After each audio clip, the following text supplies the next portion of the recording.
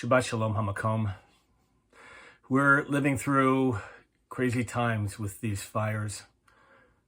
Our hearts and prayers go out to all those who have been impacted and for those who are still in the path of the ferocious flames.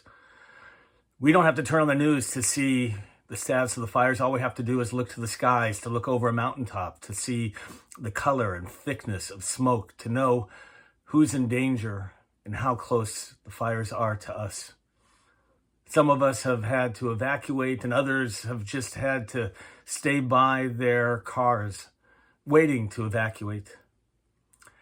As a community, we have come together to share with one another. Through difficult times, that's the essential part of community.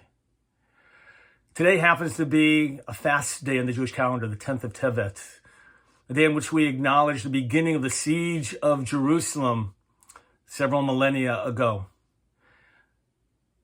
It's known as the day of the beginning of destruction, of pain, of fires. In the Torah reading of this week, at the end of the book of Genesis, Vayechi, we read about the deaths of two of our patriarchs, of Jacob and Joseph. We feel the pain of the passing of these generations. At the same time, tomorrow morning, as we read the end of the book of Genesis, we're going to stand and we recite the words, Chazak, Chazak, V'nit Chazek, strength, strength, may we be strengthened. These words are so important.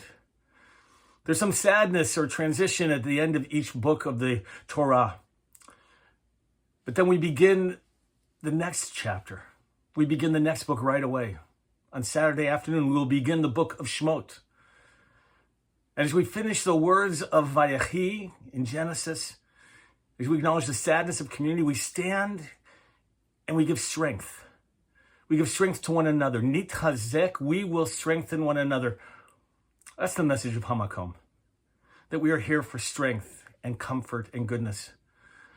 We're going to gather together on Shabbat. For those of you who want to come and to comfort one another, to gain strength from one another, we hope that this video, on behalf of Rabbi Camrus and me and all of our clergy and the whole synagogue, can bring you some strength and comfort during these difficult times.